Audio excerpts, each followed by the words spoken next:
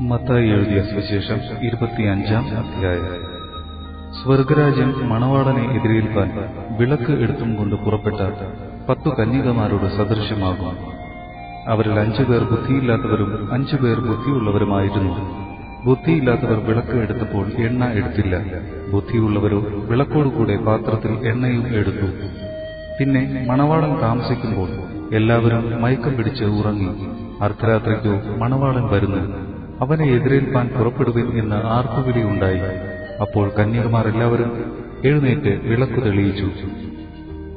എന്നാൽ ബുദ്ധിയില്ലാത്തവർ ബുദ്ധിയുള്ളവരോട്, ഞങ്ങളുടെ വിളക്ക് കെട്ടുപോകുന്നതുകൊണ്ട് നിങ്ങളുടെ എണ്ണയിൽ കുറെ ഞങ്ങൾക്കും തരുവിൻ എന്ന് പറഞ്ഞു.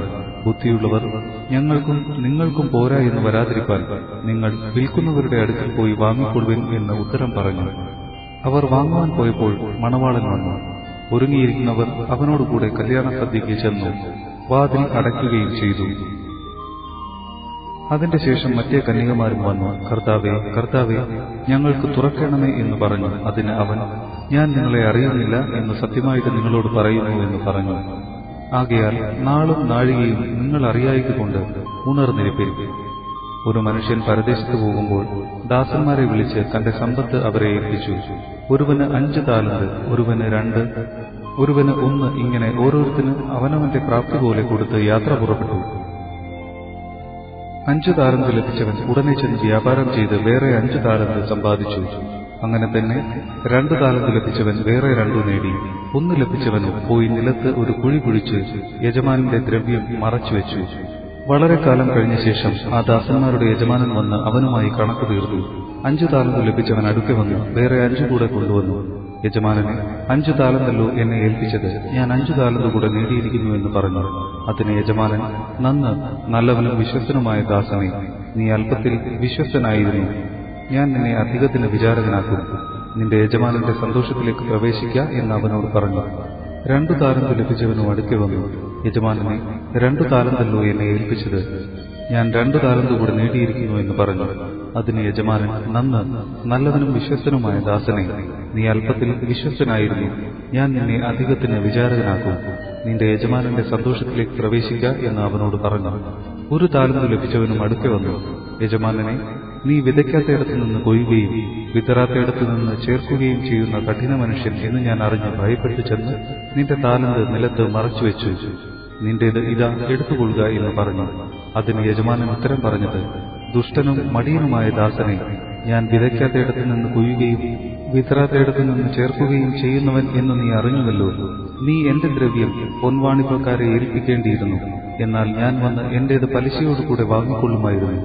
ആ താലന്ത് അവന്റെ പക്കൽ നിന്ന് എടുത്ത് 10 താലന്ത് ഉള്ളവന് കൊടുപ്പിൻ. അങ്ങനെ ഉള്ളവന് ഏവനും ലഭിക്കും, അവന് സമൃദ്ധിയും ഉണ്ടാകും. ഇല്ലാത്തവനോട് ഉള്ളതും കൂടെ എടുത്തു കളയും. എന്നാൽ കൊള്ളരുതാത്ത ദാസനെ ഏറ്റവും പുറത്തുള്ള ഇരുട്ടിലേക്ക് തള്ളിക്കളവൻ, അവിടെ കരച്ചിലും പല്ലുകടിയും ഉണ്ടാകും.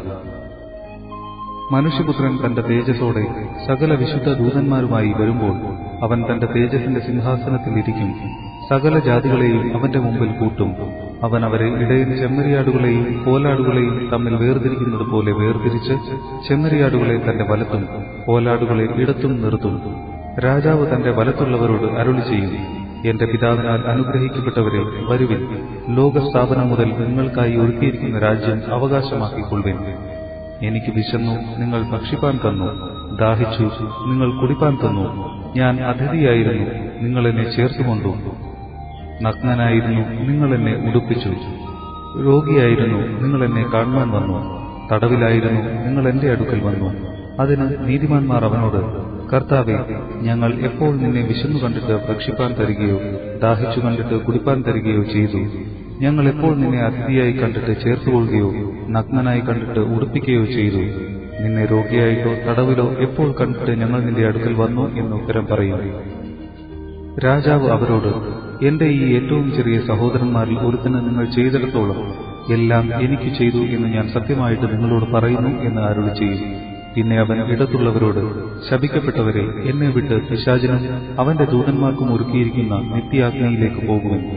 എനിക്ക് വിശന്നു, നിങ്ങൾ ഭക്ഷിപ്പാൻ തന്നില്ല; ദാഹിച്ചു, നിങ്ങൾ കുടിപ്പാൻ തന്നില്ല; അതിഥിയായിരുന്നു, നിങ്ങൾ എന്നെ ചേർത്തുകൊണ്ടില്ല; നഗ്നനായിരുന്നു, നിങ്ങൾ എന്നെ ഉടുപ്പിച്ചില്ല; രോഗിയും തടവിലുമായിരുന്നു, നിങ്ങൾ എന്നെ കാണുവാൻ വന്നില്ല എന്ന് അരുളി ചെയ്യും. അതിന് അവർ, കർത്താവേ, ഞങ്ങൾ നിന്നെ വിശക്കുന്നവനോ ദാഹിക്കുന്നവനോ അതിഥിയോ നഗ്നനോ രോഗിയോ തടവിലോ ആയി എപ്പോൾ കണ്ടു, നിനക്ക് ശുശ്രൂഷ ചെയ്യാതിരുന്നു എന്ന് ഉത്തരം പറയും. അവൻ അവരോട്, ഈ ഏറ്റവും ചെറിയവരിൽ ഒരുത്തന് നിങ്ങൾ ചെയ്യാത്തിടത്തോളമെല്ലാം എനിക്ക് ആകുന്നു ചെയ്യാഞ്ഞത് എന്ന് ഞാൻ സത്യമായിട്ട് നിങ്ങളോട് പറയുന്നു എന്ന് ഉത്തരം അരുളും. ഇവർ നിത്യദണ്ഡനത്തിലേക്കും നീതിമാന്മാർ നിത്യജീവനിലേക്കും പോകും.